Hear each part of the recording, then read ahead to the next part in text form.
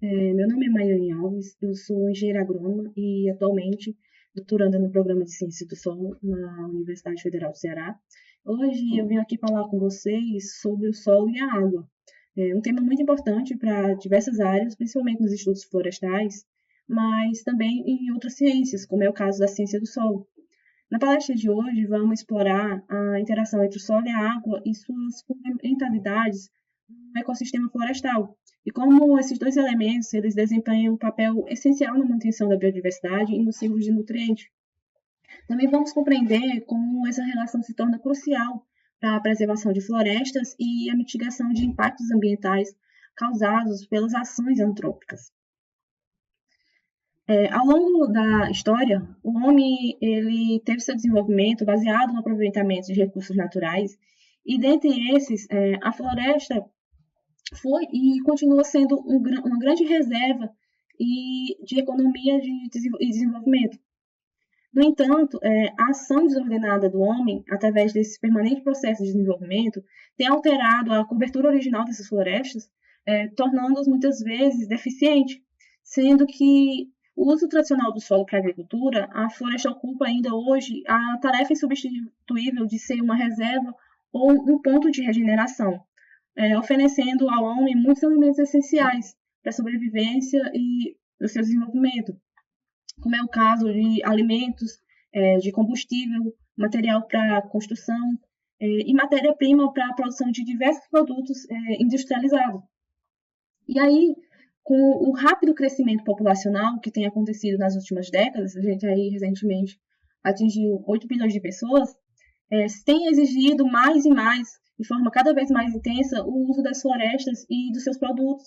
Os locais onde as florestas se encontram têm sido derrubados para a produção agrícola, e isso tem tornado cada vez mais escasso e pouco disponível no mercado produtos de origem florestal, como os que eu citei um pouco atrás, e tem aumentado de forma exponencial a demanda pelo uso intensivo do solo desses locais, com o objetivo de aumentar a disponibilidade desses produtos, de modo que o mau uso do solo ele vem causando sérios problemas ambientais e econômicos, principalmente com a entrada do desmatamento e do fogo em áreas florestais, ocasionando aí problemas ambientais, problemas econômicos, e tornando essas terras que já foram férteis em áreas improdutivas e agredindo seriamente o meio natural.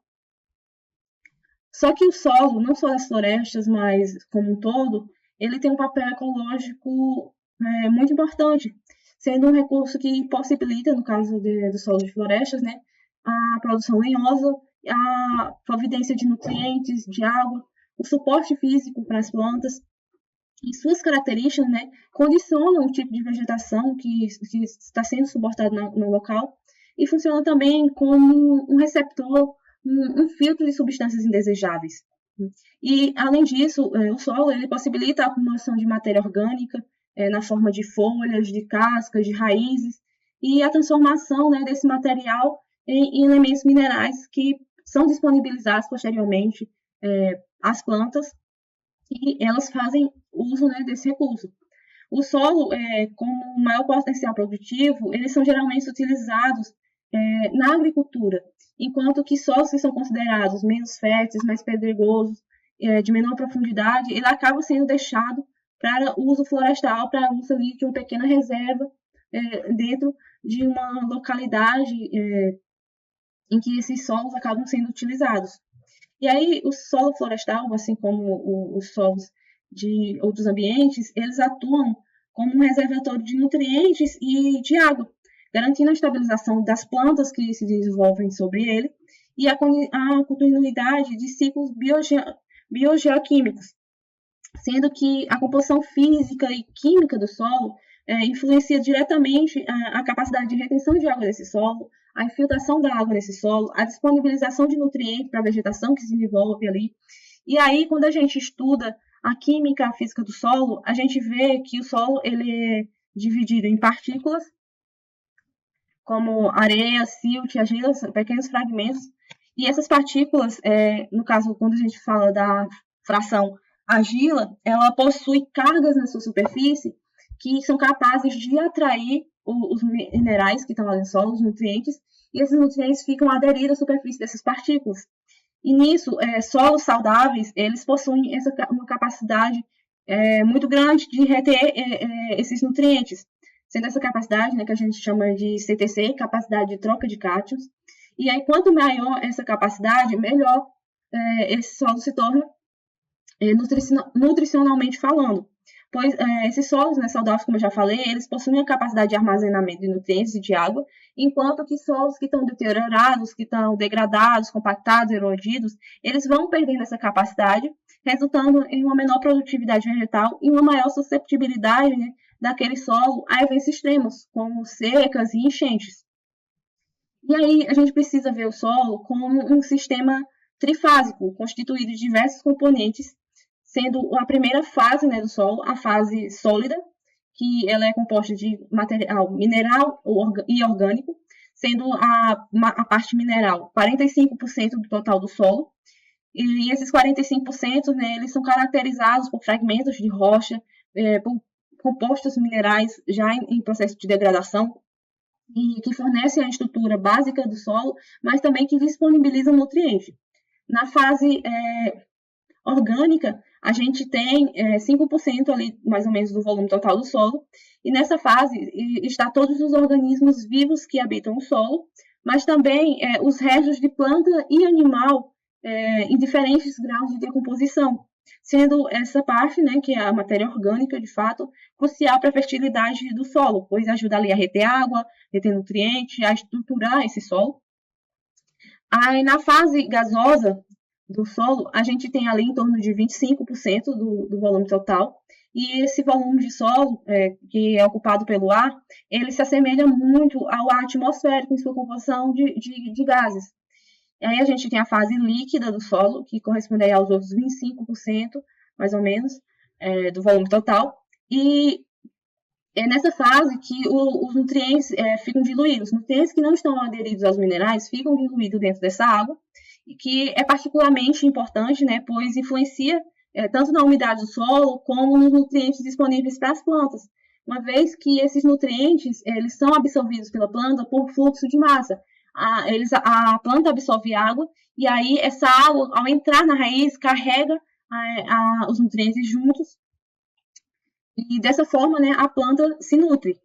E também essa água do solo, ela influencia, né, no estado de aeração do próprio solo.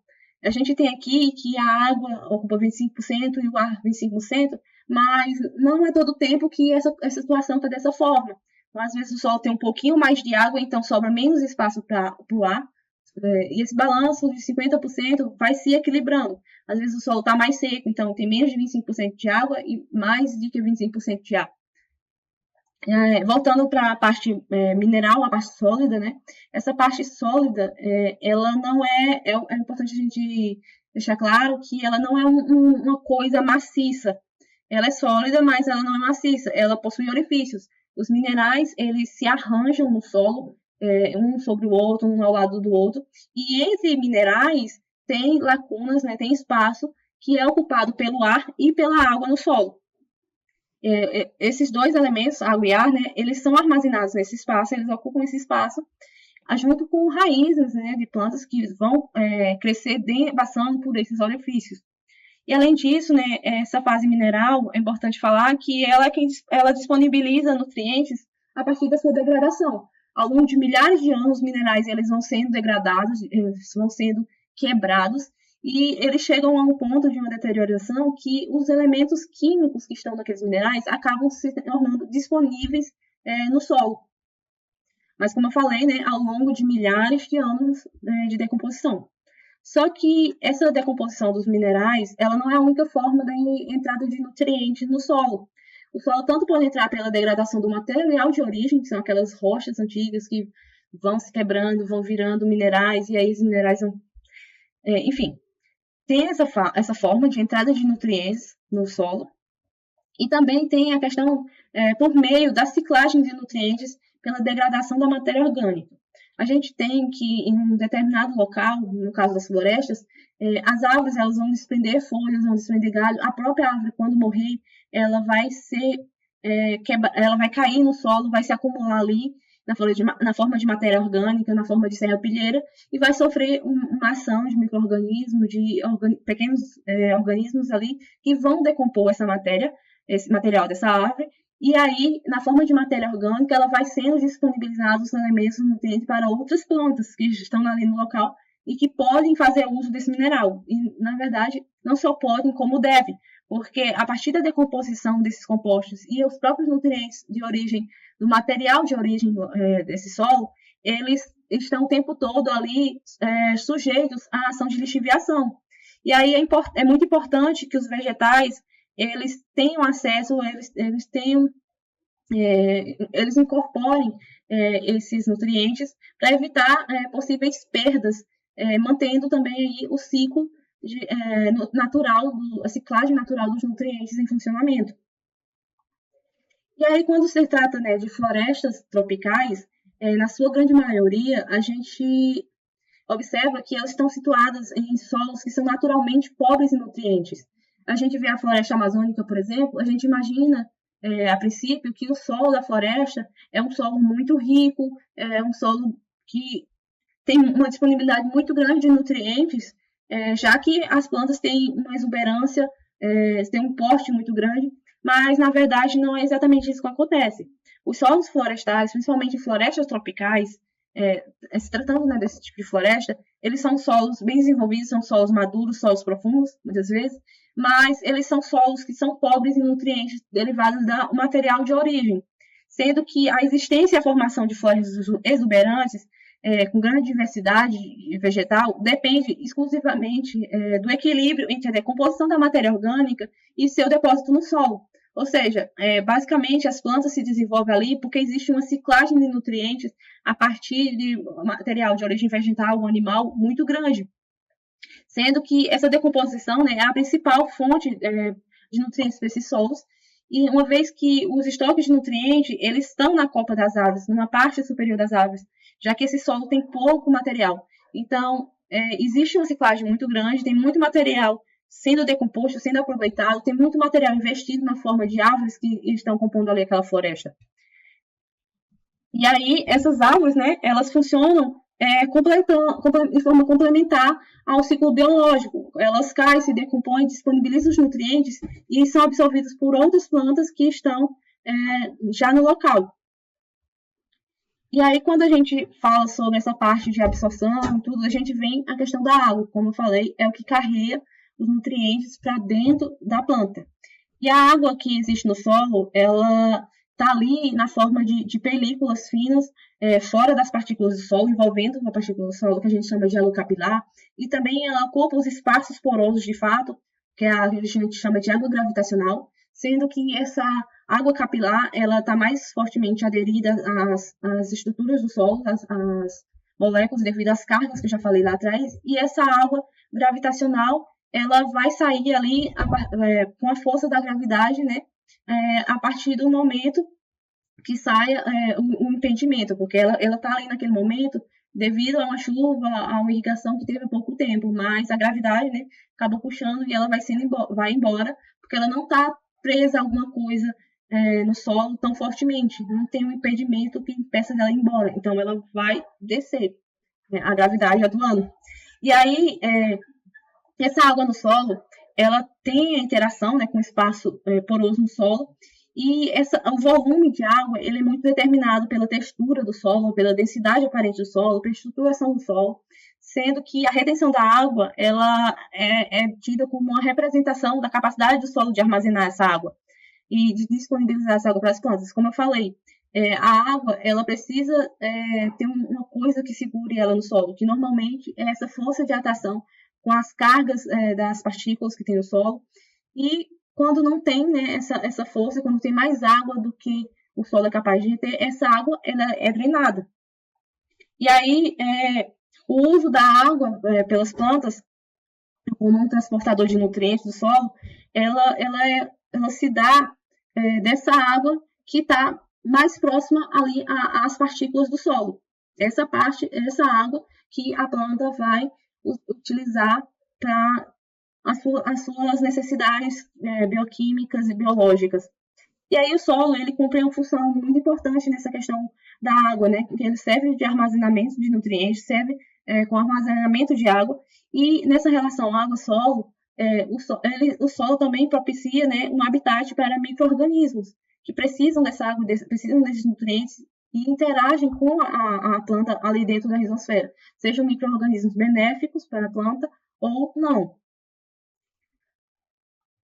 E aí, a quantidade de água no solo, ela, bem como a relação do solo com as plantas e a interação entre solo, água e ar, são determinadas por características físicas do solo, como eu já falei, a textura, a estrutura, a densidade, a própria porosidade do solo, que pode variar dependendo da agregação das partículas, se vai ter mais partícula no tamanho de areia, no tamanho de silt, no tamanho de argila.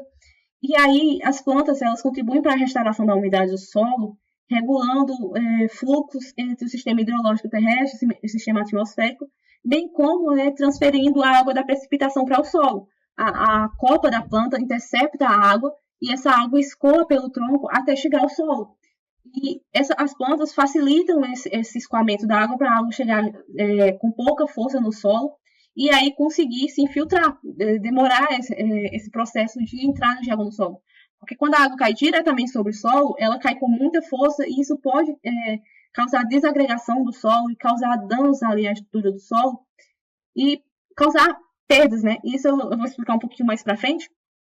E aí, além, né, de ajudar nessa parte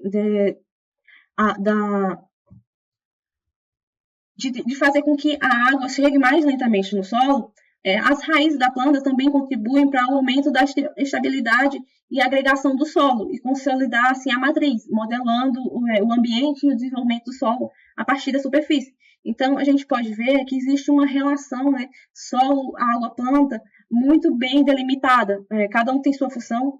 E aí, nessas interações dinâmicas, né, de água, solo, vegetal, essa interação é como um elemento chave para a vida, né? Eles afetam e são afetados um pelo outro e também pelas ações antrópicas.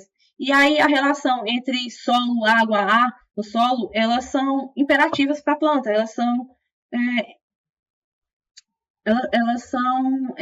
Não dá para modificar, são imperativas. E aí, especialmente em níveis adequados, quando existem níveis adequados de oxigênio, de disponibilidade de água, isso se torna favorável para o desenvolvimento vegetal. E aí, no caso, por exemplo, a gente tendo solos arenosos com muito cascalho, esses solos têm uma alta porosidade, pode reduzir a disponibilidade de água para a planta, em períodos como no período seco, por exemplo, porque a água não vai conseguir se aderir tão bem ali às partículas, vai ter mais água gravitacional e essa água vai descer rapidamente. Enquanto que solos que são mais rico e na partícula de argila, são solos mais pesados, mais densos, a porosidade efetiva é feita de microporos, poros menores, então a água fica ali mais retidinha, então num período mais à frente, mais seco, vai ter uma possibilidade de uma maior disponibilização de água para essas plantas. E aí, né, quando se trata, por exemplo, da água em regiões mal drenadas, tem a questão de toda a condição de falta de oxigênio no solo, que pode ser tóxico para algumas plantas. Então, a gente percebe que existe essa relação muito bem estabelecida, né, como eu falei, entre solo, água e planta. E aí, dependendo das condições, né, essas naturais, ambientais, essas relações podem ser mais fortes de forma benéfica ou mais fortes de formas não tão benéficas para o desenvolvimento do vegetal.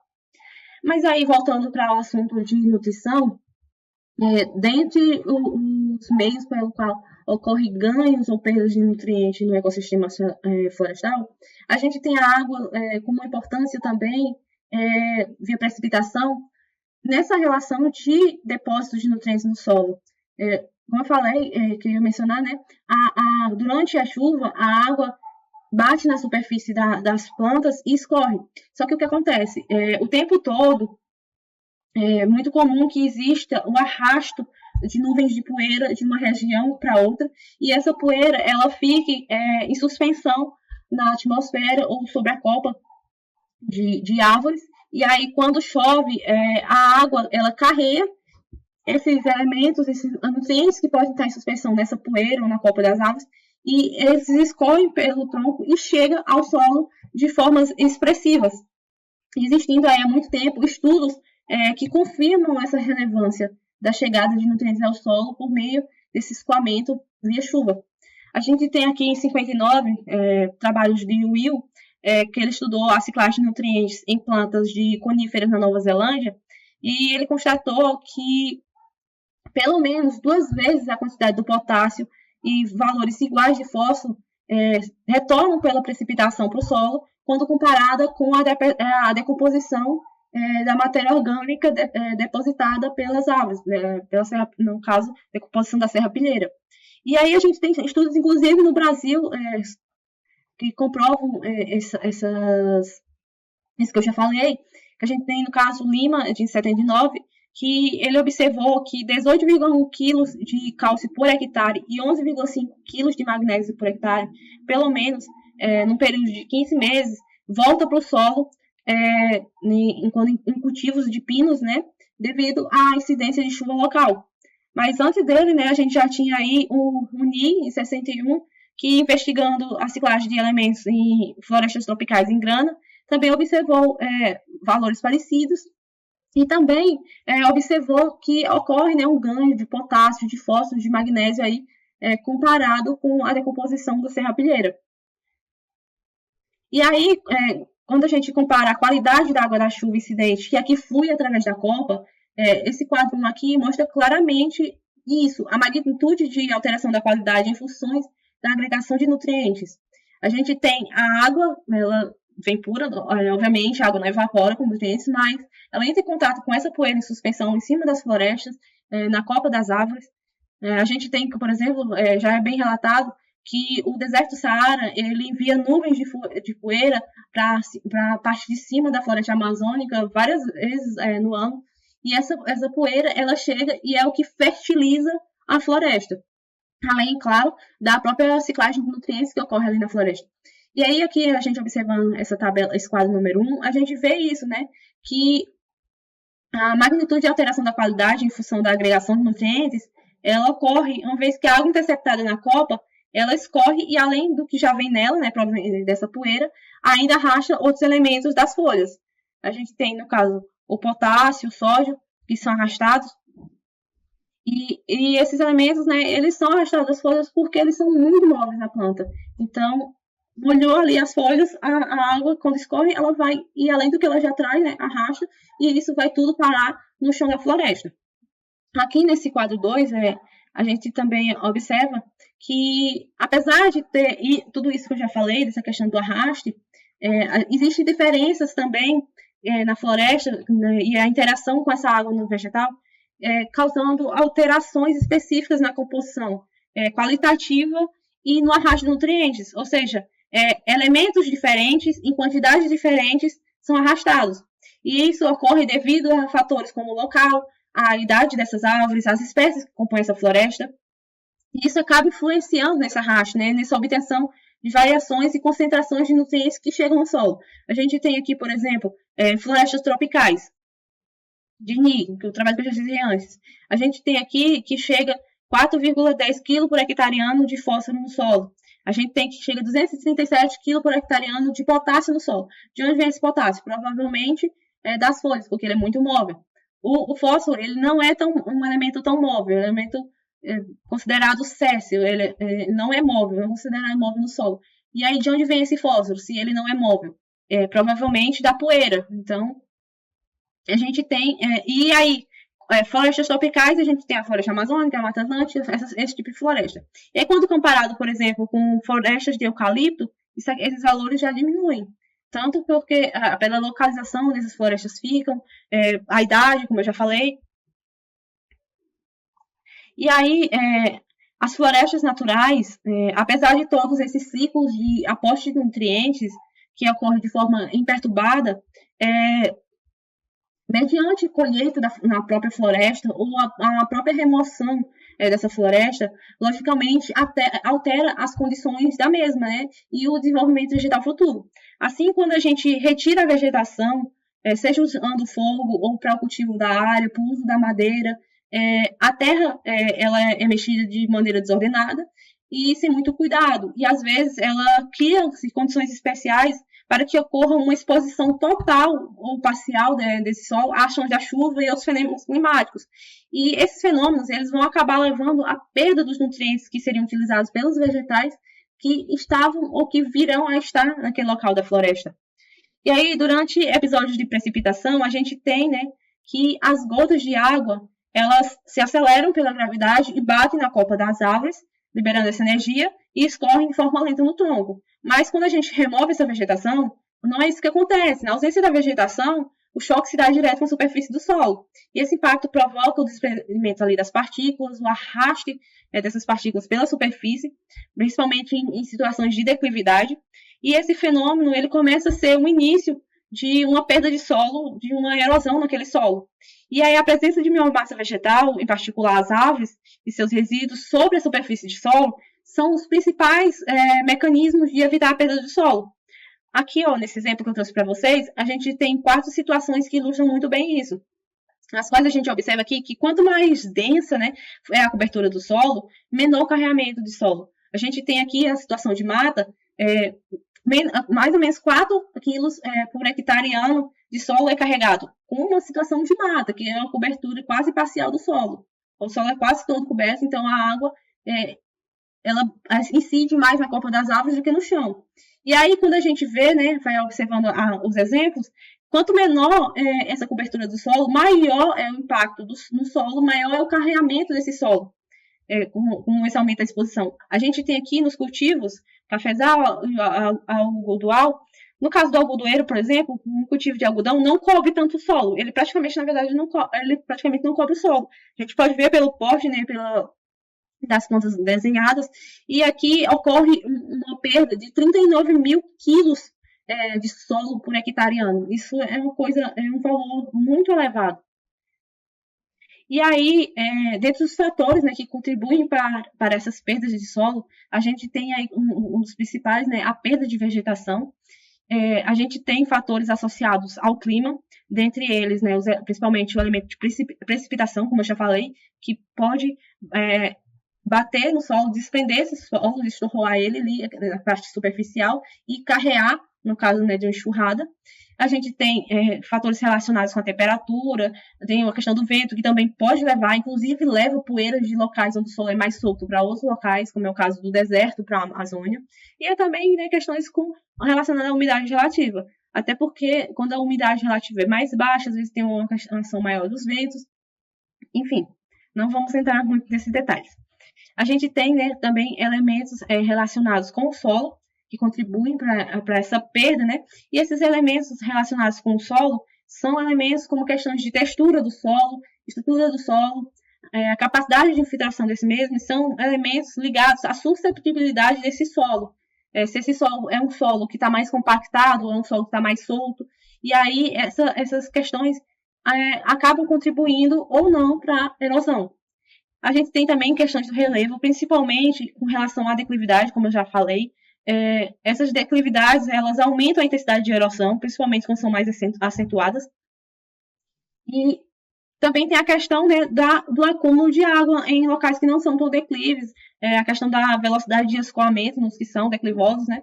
E também a gente tem, como pior de todas, a ação antrópica do homem. E dentre essas ações, a gente tem que o principal causador da degradação do solo é a eliminação da cobertura vegetal.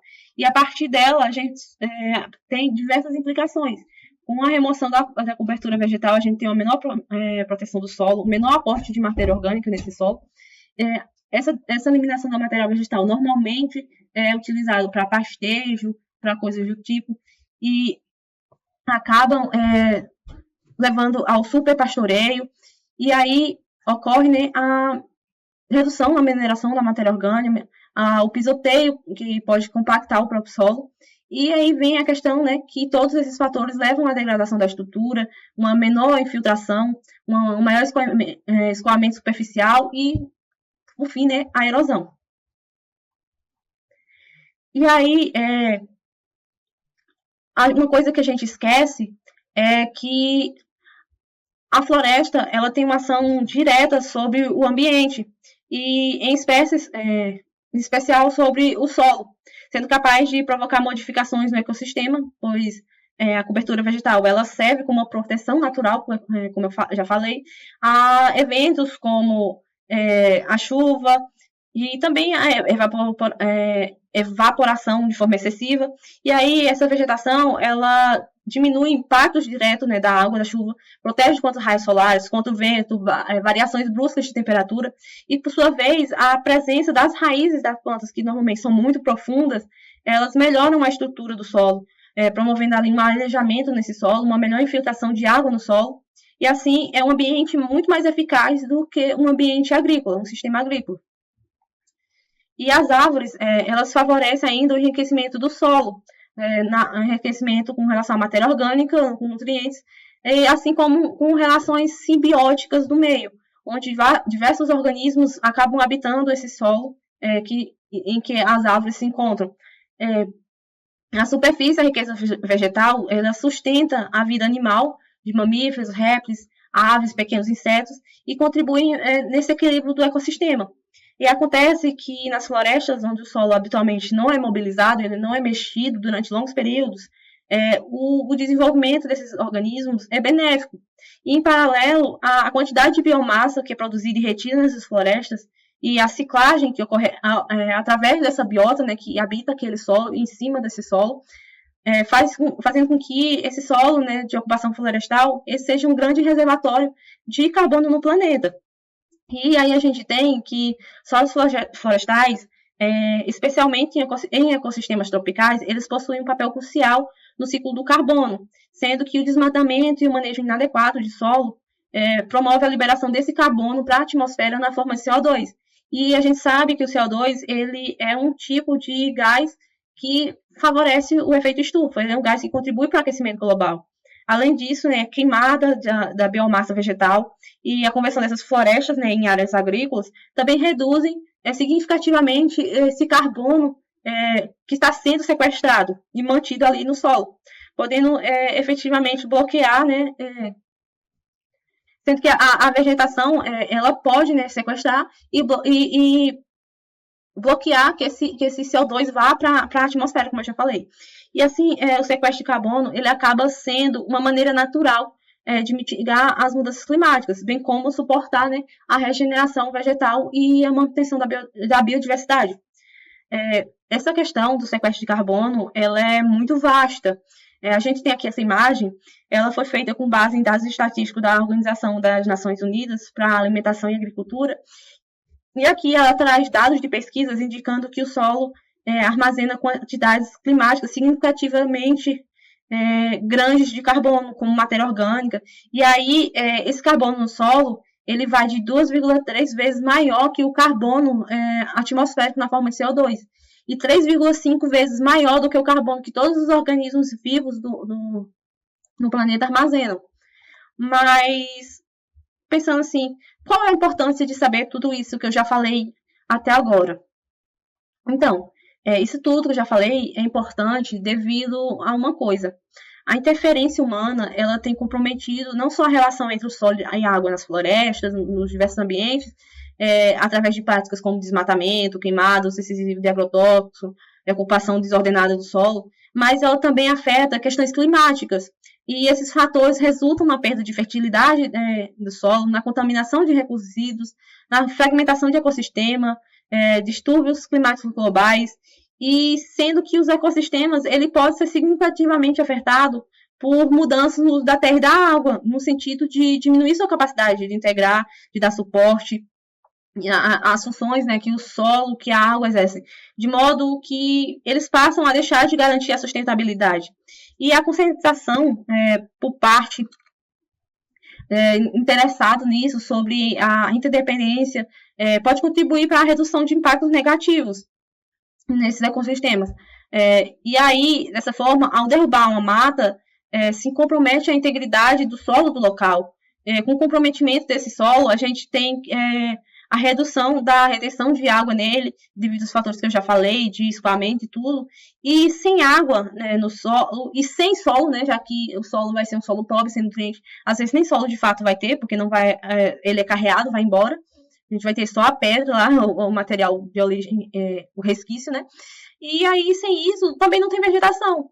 Se a vegetação ela não volta a crescer nesse ambiente, esse ambiente ele se torna um ambiente seco, um ambiente deserto, desestruturado, quente, devido aos gases, né, que voltam para a atmosfera, o CO2 no caso, e resulta em erosão, perda de fertilidade, perda do ecossistema como um todo, e perda de bens e serviços também, né, porque a gente tira o alimento dos vegetais, a gente tira material para produzir roupas, para produzir outras coisas, como a gente já viu logo lá no comecinho, que a floresta nos providencia matéria-prima para diversas coisas.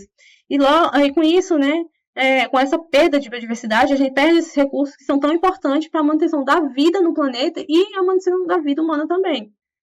E, portanto, né, diante de todas essas evidências, torna-se fundamental adotarmos práticas que garantam, né, a conservação do solo, da água, das florestas, assegurando a sustentabilidade desses ecossistemas florestais.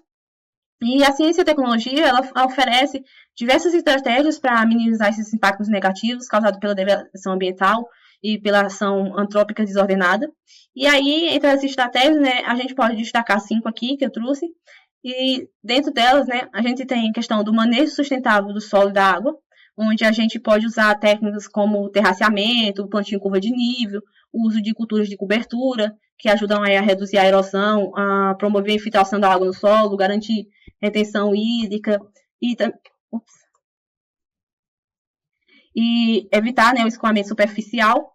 A gente pode ver na questão do reflorestamento e restauração de áreas degradadas, que o plantio de árvores nativas e a recuperação de mata ciliar auxilia, né, nessa estabilização do solo, na regulação do microclima, na recomposição de biodiversidade, além, né, de proteger os cursos d'água, que são também muito importantes.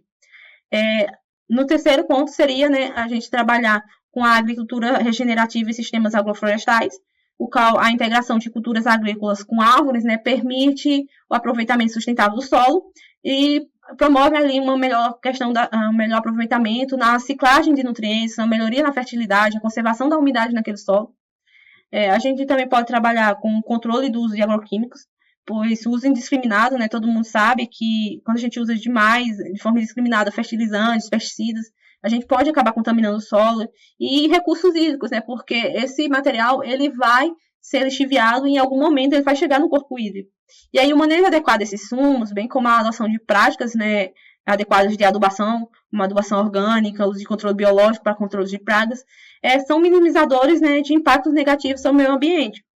E por fim, né, a gente tem a questão da educação ambiental e políticas públicas, onde a conscientização da população e a implementação de leis e regulamentações ambientais são essenciais para garantir essa proteção dos recursos naturais. O incentivo à pesquisa científica e ao desenvolvimento em prática sustentável é indispensável para promover o equilíbrio entre a exploração de recursos e a conservação, né, desses recursos.